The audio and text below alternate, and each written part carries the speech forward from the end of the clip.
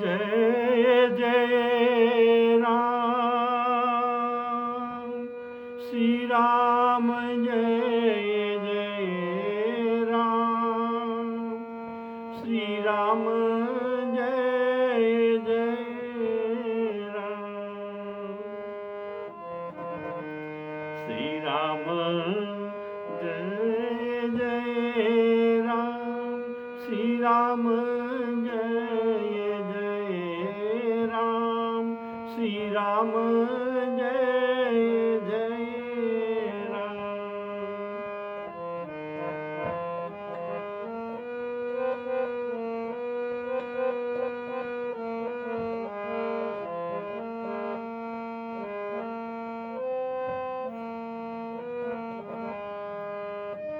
श्री राम जय जय राम श्री राम जय जय राम श्री राम जय जय राम श्री राम जय जय राम श्री राम जय जय राम। हमारे आदरणीय श्रोता बंधुओं को सादर सप्रेम राम राम कहकर सबको राम कथा को स्वागत करता हूँ। तो प्रेम से बोलिए श्री राम जय जय राम श्री राम जय जय राम श्री राम जय जय राम। आप लोग पिछले एपिसोड में सुने थे कि पार्वती जी कैलाश पर्वत के कैलाश पर्वत में श्री शिवजी को रामचरितमानस सुनने के लिए 9 प्रश्न पूछते हैं, जिसमें संपूर्ण रामचरितमानस आ जाता है। तो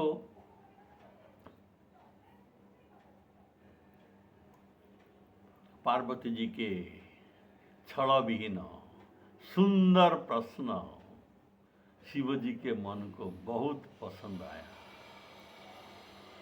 तो और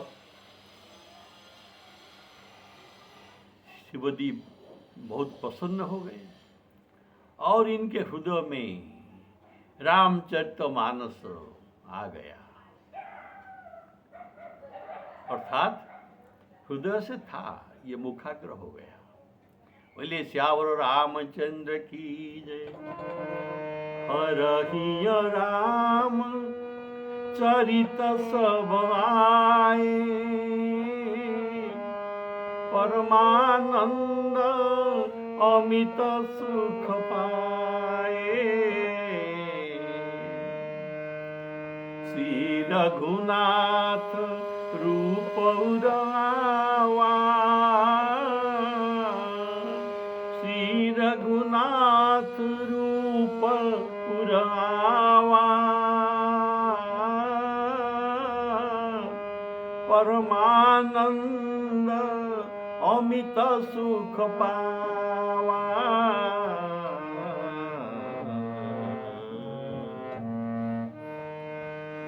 मगन ध्यान रस दंड जुग, पुनि मन बाहिर कीन।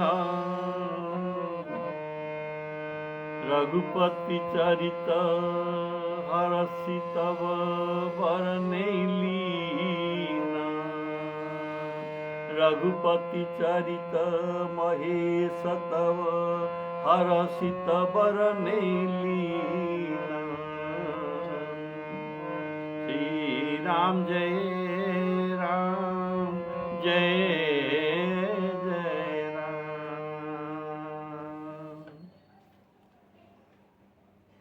तो श्री रघुनाथ जी के रूप इनके हृदय में आ गया। तो शिवजी तो रघुनाथ जी के प्रेमी है, तो इनके ध्यान में मग्न हुए, अर्थात शिवजी अंतर्मुख हो गए और 2 घड़ी तक ऐसा अंतर्मुख होकर रहे। फिर मन को खींच कर लाए और प्रसन्न होकर श्री रघुनाथ जी के चरित्र वर्णन करने लगे।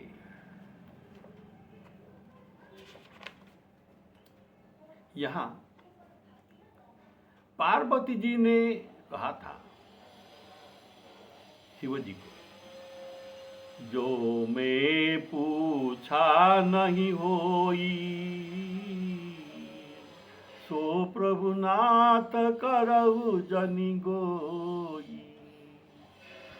मैं जो चरित्र पूछा नहीं है आपको, आप इसको भी छिपाइए मत। पार्वती तो पूछा नहीं, इस बात को मैं क्यों कहूँगा, ऐसा बात नहीं कीजिए। जो मैं पूछा है उसे कहिए, और जो पूछा नहीं है और इसी के संबंध रखते हैं, इसको भी बताइए। और आप तो सर्वज्ञ हैं और मैं अल्पज्ञ। आप सब जानते हैं, इससे कहिए सीता वनवास चरित्र पार्वती के प्रश्न में नहीं था। सीता वनवास चरित्र पार्वती के प्रश्न में ये पूछा नहीं थे, तो नहीं पूछे थे, और इसीलिए रामचरितमानस में भी वर्णित नहीं है। सीता वनवास के चरित्र रामचरितमानस में वर्णित नहीं है, लेकिन शिवजी इसका अत्यंत संक्षेप में 1-2 लाइन में वर्णन कर दिए। तो क्या कहा, दुई सुत सुंदर सीता जाए, लव कुश वेद पुराण गाए। सीता जी के 2 सुत हुआ वाल्मीकि आश्रम। ये बात शंकर भगवान जी ने कहा है 2 लाइन में, और भी कहा, दो विजयी लव कुश, दो विजयी विनयी गुण सागर, हरि प्रतिबिंब मनऊ अति सुंदर। तो इस चरित्र को संक्षेप में वर्णन कर दिया। जो पार्वती जी ने कहा था कि मैं जो पूछा नहीं है उसको भी आप कहिए, तो ये है इसका प्रमाण। तो दुई सुत सुंदर सीता जाए, इसमें सीता जी के वनवास हुए और उनके 2 पुत्र हुए, वाल्मीकि आश्रम का बात ये सब बता दिए, और भी बता दिए। दो विजयी विनयी गुण सागर, विजयी अर्थात अश्वमेध यज्ञ में इनका विजय हुआ था। ये सब चरित्र को लेकर सीता वनवास हुए, ये भी वर्णन कर दिए, लेकिन 2 लाइन में। बोले श्याम रामचंद्र की। तो पार्वती जी के प्रश्न है कि पुनि प्रभु कहु सो तत्व बखानी। यह कहने का भाव, राम जी को जानने पर ही राम जी के माया के रहस्य को मालूम होता है। राम जी को न जानने में इनका इनका माया का रहस्य भी मालूम नहीं पड़ता। पति पत्नी के भाव में शंकर जी राम कथा शुरू नहीं कर रहे हैं, कारण पार्वती जी प्रश्न पूछने के पहले ये कहा था, आप गुरु हैं, आप त्रिभुवन का गुरु है और मैं आपको शिष्य होकर प्रश्न पूछता हूँ। पार्वती जी का ये वाक्य है कि तुम त्रिभुवन गुरु वेद बखाना, आप गुरु है। तो शिवजी और देखिए, आप तो जानते हैं तत्वज्ञान सीखने के लिए अवश्य शिष्य होना जरूरी है। गीता में भी आप जानते हैं, अर्जुन जी जब गीता भगवान को पूछते हैं, कार्पण्य दोषोपहत स्वभाव पृच्छामि तं धर्म सम्रूढ़ चेता जश्रेयं स्यात् निश्चितं ब्रूहि तन्मे शिष्यस्ते हम साधिमां तं प्रपन्नं। मैं आपका शिष्य हूँ। सखा थे, लेकिन तत्व ज्ञान सुनने के लिए शिष्यत्व ग्रहण करते हैं और इनको श्री कृष्ण भगवान को गुरु संबोधन करते हैं। शिष्यस्ते हम साधिमां तं प्रपन्नं, मुझे शासन कीजिए और मुझे सब बताइए। तो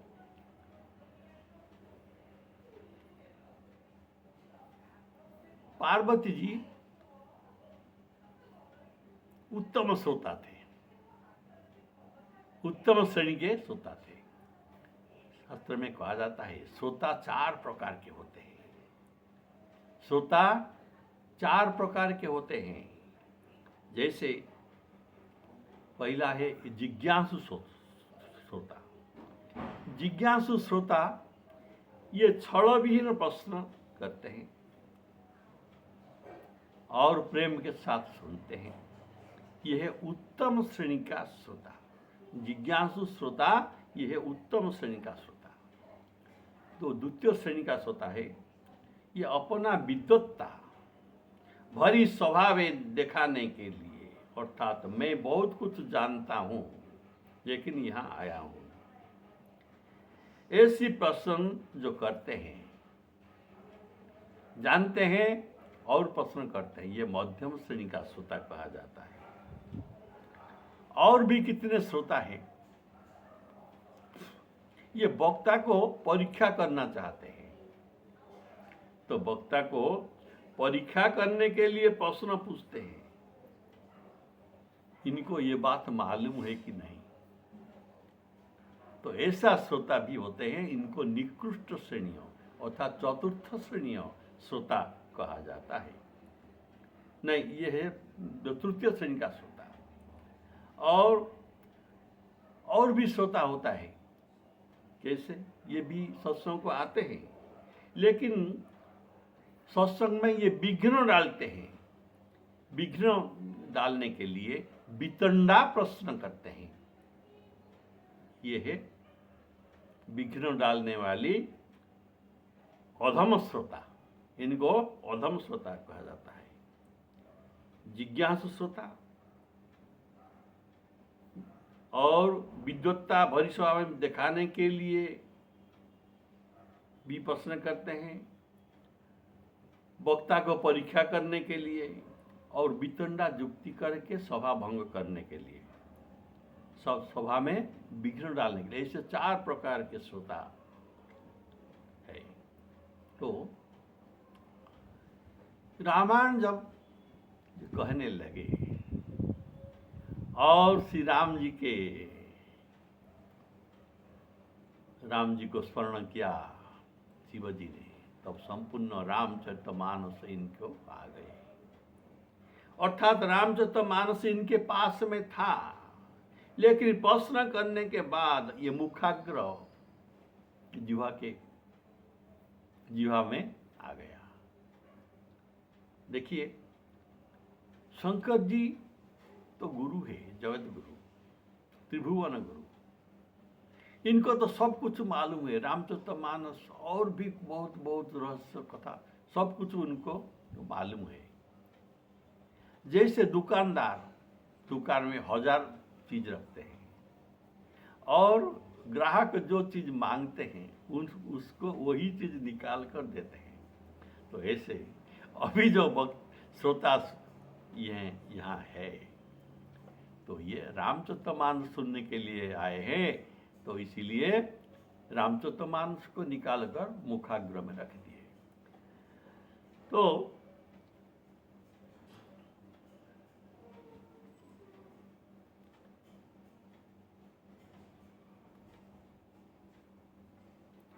सियावर रामचंद्र की, हृदय में रामचरित आ जाने पर प्रेम उत्पन्न हो गया। किसके ऊपर? ना रघुनाथ जी के ऊपर। इनके रूप भी आ गया अंतर्मन में। कारण राम जी को सुमरना करने से, इनको न देखने पर भी इनका रूप आ जाता है। ऐसा तुलसीदास जी ने कहा है। सुमीरिय रूप सुमीरिय नाम, रूप बिनु देखे, आवत हृदय स्नेह विषेखे। तो इसीलिए श्री रघुनाथ जी का रूप आ गया इनका नाम स्मरण करने मात्र में। शिव जी के हृदय में श्री रघुनाथ जी का रूप आ गया। और रघुनाथ जी के प्रेमी हैं, इनको परमानंद प्राप्त हो गया। रघुनाथ जी को अंतर्मन में ये दर्शन कर रहे हैं, बहुत सुख पाते हैं, पा रहे हैं। जैसे राम जी मिथिला में शिवधनु तोड़ने गए थे, तो शिवधनु को तोड़ने के बाद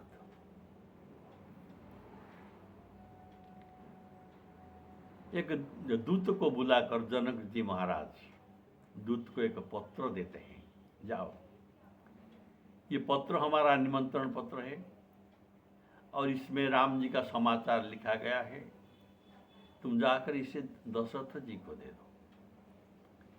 अयोध्या जाकर दशरथ जी को दे दो।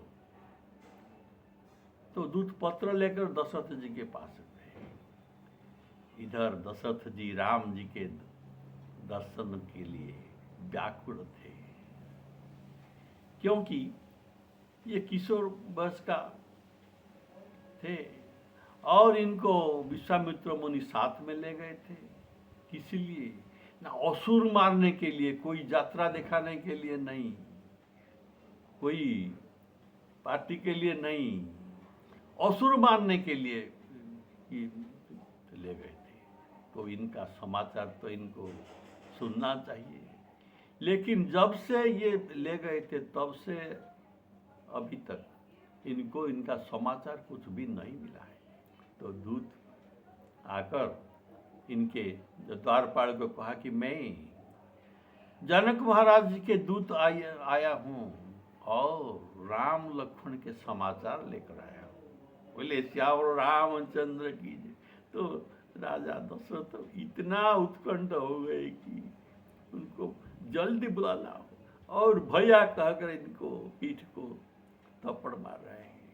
भैया कहो कुशल दो बारे, दोनों बालकों के कुशल समाचार कहो। इतना कहते कहते इनको राम लक्ष्मण का रूप आ गया। राम लक्ष्मण का नाम लेते ही राम लक्ष्मण का रूप इनके हृदय में प्रविष्ट हो गए।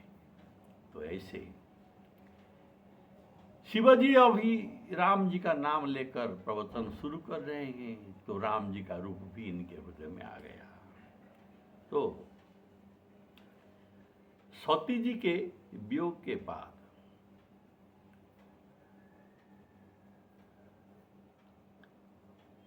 इनका प्रवचन बंद हो गया था।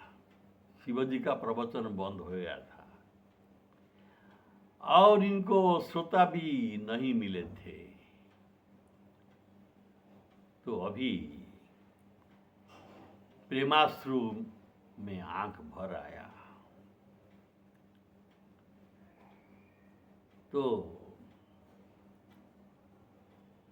अभी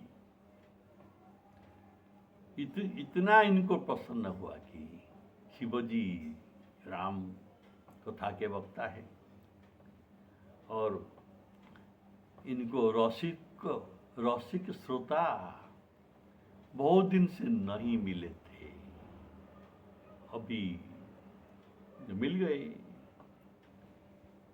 तो बहुत प्रसन्न हुए। मदन ध्यान रस दंड जुग ध्यान अंतर्मन हो गए। पुनि मन बाहिर खिन्न, फिर मन को बहिर्मुख किया। तो शंकर भगवान ध्यान से मन को बाहर करने के कारण ध्यान में अपना, तो ध्यान क्यों किया था ना, इसमें शिव जी का स्वार्थ है। ध्यान में अंतर्मन होना ये शिव जी का स्वार्थ था। कैसा स्वार्थ? राम जी को दर्शन करना अपना स्वार्थ है, लेकिन भगवत चरित्र को वर्णन करना ये परम स्वार्थ है, परमार्थ है। तो ऐसे श्रोता को पाकर ये बहिर्मुख हो गए और तीनों लोगों का कल्याण करने वाले राम गंगा, राम कथा गंगा बहाने लगे। इसमें तीनों लोग का उपकार होगा। रघुपति चरित हर से महेश बरने लीन। इसका भाव है कि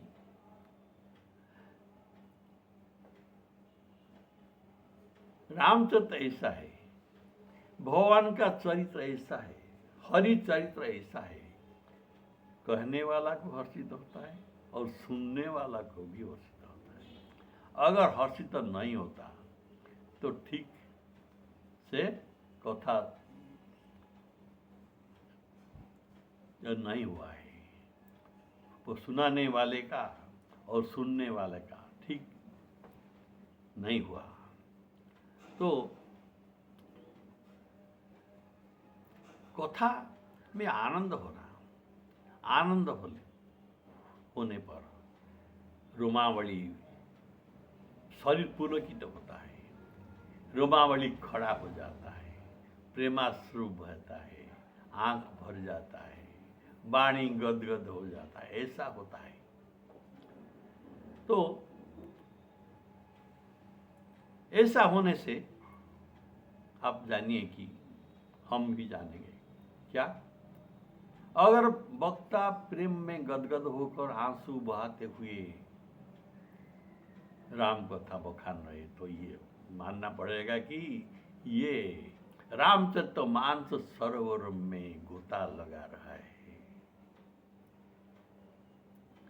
और श्रोता जब ऐसा गदगद भाव हो जाता है श्रोता के मन में, तब ये भी समझना चाहिए कि श्रोता भी रामचरित्र मानस सरोवर में स्नान कर रहे हैं, गोता लगा रहा है। अगर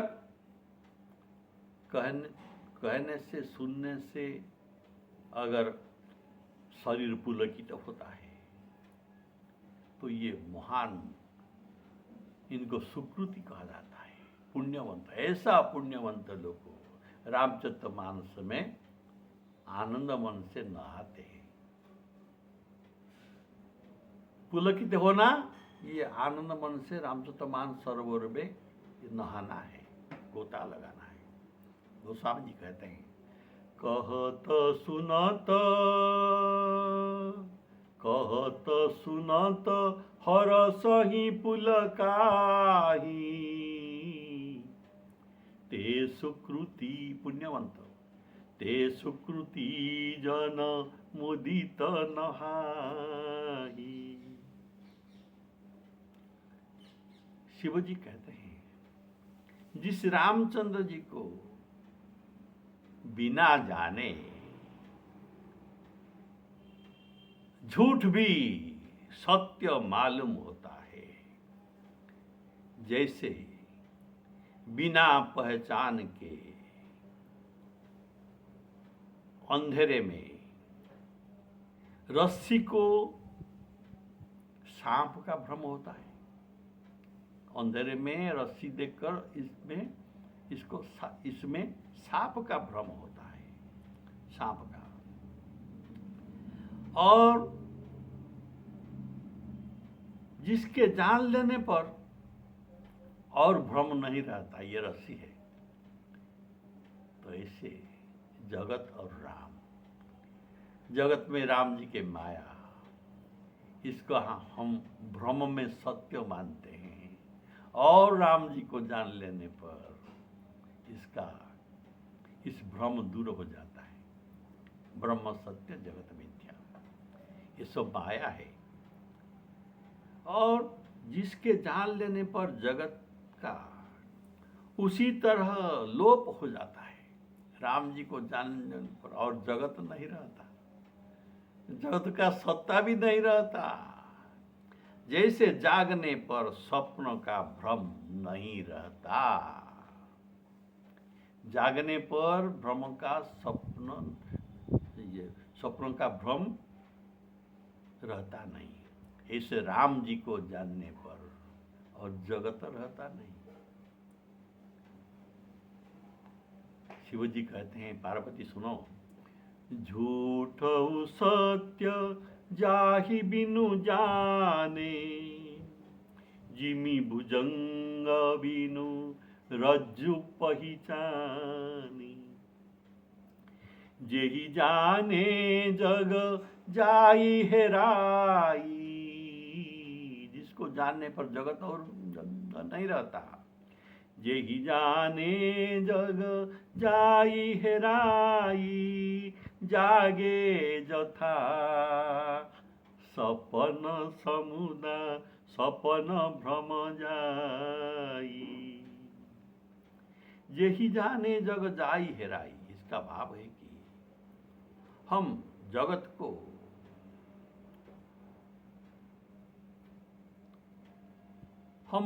को जिस रूप में देख रहे हैं, ये रूप सत्य नहीं है। हमको सत्य लगता है, लेकिन ये सत्य नहीं है।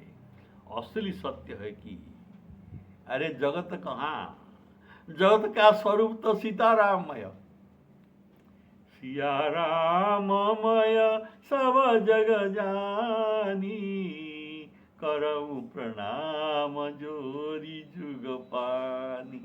सब तो सीताराम है और जगत कहाँ है? ये भ्रम चला जाता है।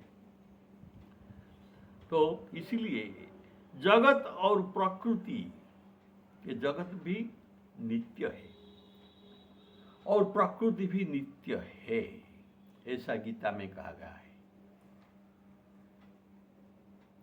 जैसे प्रकृतिं पुरुषं चैव विद्धि अनादि उभावपि, विकारांश्च गुणाश्चैव विद्धि प्रकृति संभवान। विकार और गुण ये सब प्रकृति से उत्पन्न हुआ है, अर्थात ये सब भी नित्य है, अनंत काल से भी ऐसा चले आ रहा है। तो ये नित्य और अनादि है, इसलिए गीता में भी एक कथा कहा गया है। इसीलिए जगत को मिथ्या न कहकर, ये तो अनादि काल से आ रहा है, ये तो मिथ्या भी कैसा, ये मिथ्या भी नहीं है तो क्या कहा जाता है? शंकर भगवान का ये तुम्हारे भ्रम है। जगत को सत्य मानना ये भ्रम है। जैसे रस्सी को स्वप्न सर्प मानना, सांप, ये एक भ्रम है, ऐसे जगत को सत्य मानना भी एक हमारा भ्रम है, ऐसा शंकर भगवान जी कहते हैं। तो एक पदार्थ में अन्य, भ्रम का अर्थ क्या है? भ्रम अर्थात एक पदार्थ में अन्य पदार्थ का भाव लाना, ये है भ्रम। तो जैसे अंधेरे में रस्सी आपको कहा, उसी में सर्प का तो भ्रम होता है। अर्थात राम जी को जान लेने पर जगत में भ्रम मिट जाता है और इसका असली स्वरूप को जानने में आता है। जगत का असली स्वरूप क्या है, ये राम जी को जानने पर ही आता है।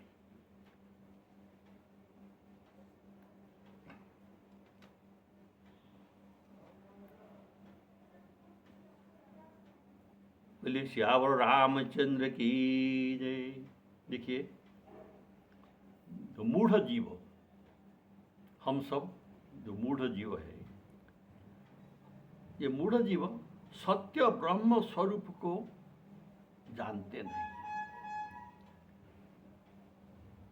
और सर्प दिखने का दुख होता है, डर लगता है। ऐसे जगत में उनको दुख मिलता है, सुख भी अनुभव होता है और सर्प का भय भी रहता है। ऐसे जगत में भय भी रहता है। ये सब चला जाता है। जैसे सर्प भ्रम दूर होने पर रस्सी को हम व्यवहार कर सकते हैं। सर्प का भ्रम दूर होने पर इस रस्सी को, जिसको हम डर लग रहा था, उसी को हम काम में लगा सकते हैं। कुएं में डालकर पानी निकाल सकते हैं और भी कुछ काम में इसको लगा सकते हैं। बोले सियावर रामचंद्र की। जैसे जगत राम रूप हो जाने पर, अपना प्रभुमय देखने पर किसी के साथ विरोध भाव करने को नहीं चाहता है, किसी के प्रति विरोध भाव नहीं रहता।